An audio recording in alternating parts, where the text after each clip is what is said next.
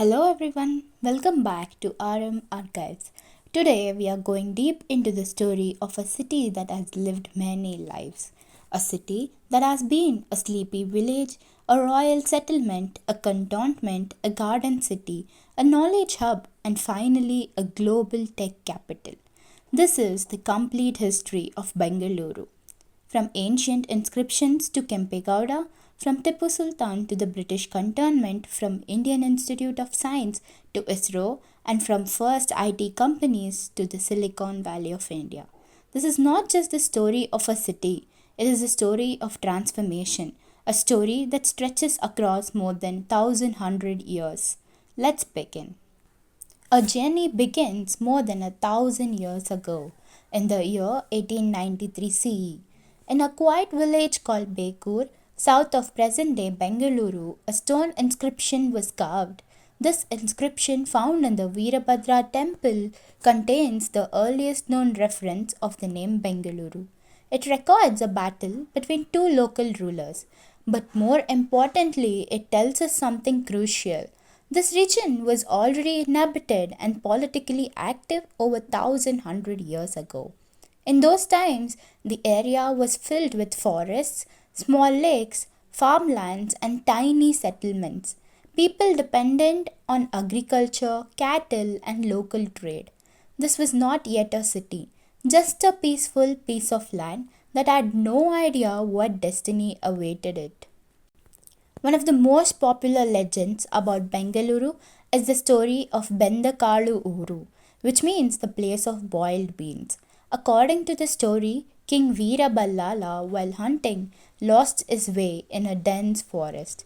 Tired and hungry, he reached a small hut where an elderly woman lived. She served him a simple meal, a bowl of boiled beans. Grateful, the king named the place Bendhakalu Ooru.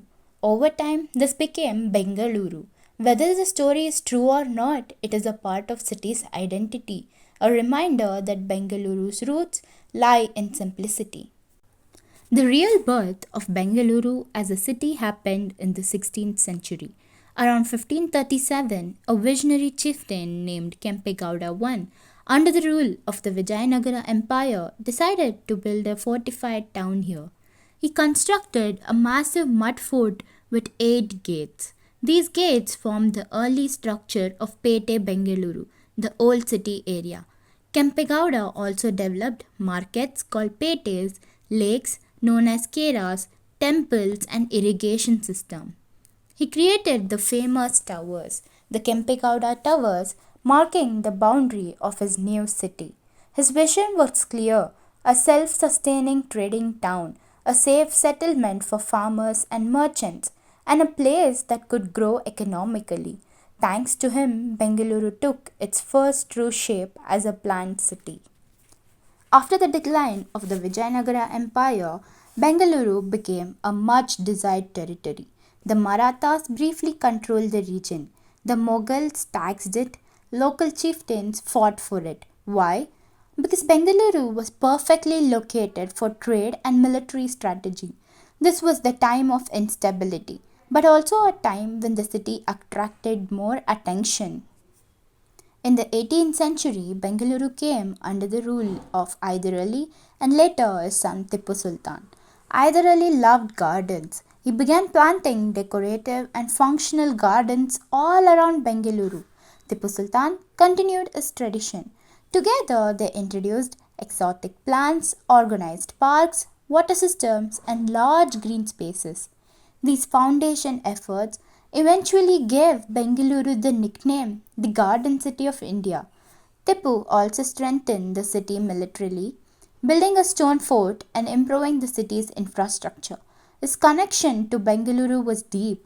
He considered it a strategic and beautiful retreat. When the British defeated Tipu Sultan in 1799, Bengaluru entered a new phase. Something unusual happened. Bengaluru became two cities at the same time.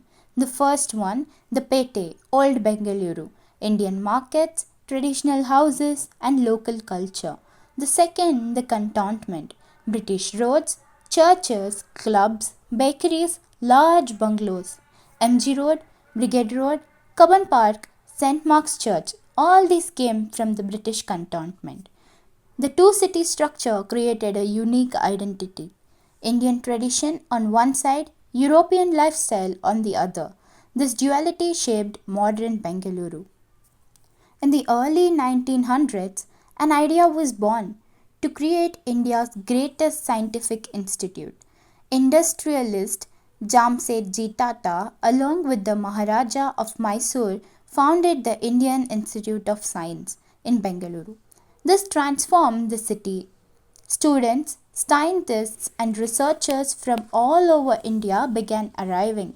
This was the moment Bengaluru started becoming a knowledge center. In the decades after independence, Bengaluru became the home to major public sector industries: Hindustan Aeronautics Limited (HAL), Indian Space Research Organisation (ISRO), DRDO Laboratories (BHEL). Engineers, technicians, and scientists poured into the city. This changed Bengaluru from a garden city into an aerospace and defense hub. In the 1990s, something happened that changed Bengaluru forever: information technology. Companies like Infosys, Wipro, Tata, and many more set up operations here. Tech parks were built. The city's English speaking population, good climate, and strong educational institutions made it perfect for tech growth. By the 2000s, Bengaluru had become the Silicon Valley of India. Young people from every corner of the country began arriving. Startups exploded. Global companies set up offices. Bengaluru was no longer a local city, it had become a global city. Today, Bengaluru is a mix of everything: ancient temples, Mughal influences, British architecture, modern skyscrapers, lakes and parks, and massive IT ecosystem. It is one of India's most multicultural cities, a place where dreams arrive every day. Yet, amid traffic and crowds, one thing hasn't changed: Bengaluru continues to reinvent itself. This was the story of a city that grew from a tiny settlement to global tech powerhouse, a journey of more than 1100 years. Thank you for watching Aarambh Archives. If you enjoyed this history documentary, don't forget to like, share, comment, and subscribe for more stories from the past. See you in the next video.